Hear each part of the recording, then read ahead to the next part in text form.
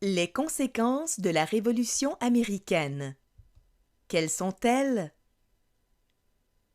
La Révolution américaine prend fin le 3 septembre 1783 avec la signature du Traité de Paris, dans lequel la Grande-Bretagne reconnaît l'indépendance des États-Unis d'Amérique.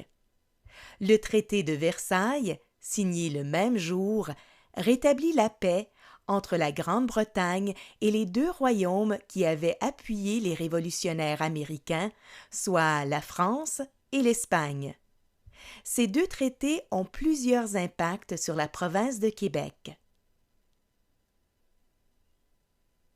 Les Britanniques cèdent aux États-Unis d'Amérique les régions au sud des Grands Lacs et les territoires indiens.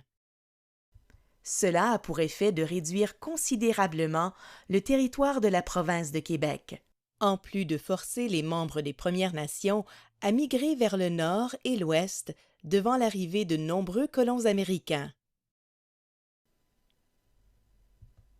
Ces changements de frontières ont d'importants impacts sur le commerce des fourrures.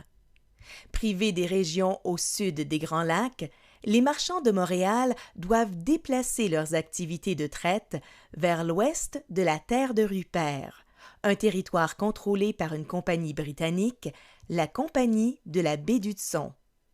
Pour lui faire concurrence, les marchands de Montréal créent la Compagnie du Nord-Ouest.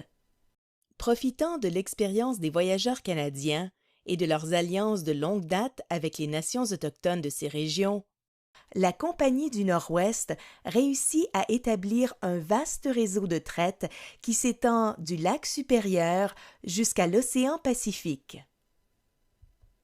La plupart des propriétaires de la Compagnie du Nord-Ouest sont des immigrants d'origine écossaise qui se sont établis à Montréal après la guerre de la Conquête. Surnommés les Montrealers, ces marchands vont accumuler de grandes fortunes et devenir très influents dans la colonie. Plusieurs vont épouser des Canadiennes, elles-mêmes filles de marchands de fourrure. Peu après la signature du Traité de Paris de 1783, environ 100 000 loyalistes, des colons anglo-américains fidèles à la couronne britannique, décident de quitter les États-Unis. La moitié d'entre eux émigrent en Grande-Bretagne, les autres vers les colonies britanniques d'Amérique du Nord et des Antilles.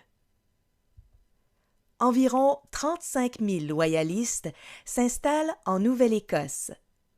Pour les accueillir, la Grande-Bretagne crée, en 1784, deux nouvelles colonies, la province du Nouveau-Brunswick et celle du Cap-Breton. Quelques 8 000 loyalistes s'établissent dans la province de Québec. La plupart s'installent dans l'ouest de la vallée du Saint-Laurent et sur les rives des Grands Lacs, là où il n'y a pas de seigneurie. Les autres s'établissent en Gaspésie ou le long de la rivière Richelieu.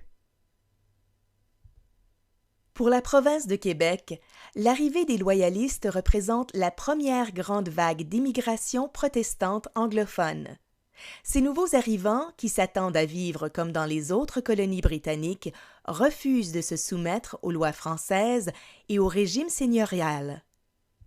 Comme les marchands britanniques, les loyalistes réclament aux autorités coloniales l'annulation de l'Acte de Québec, la création d'une chambre d'assemblée, l'application des lois civiles britanniques ainsi que la création de cantons.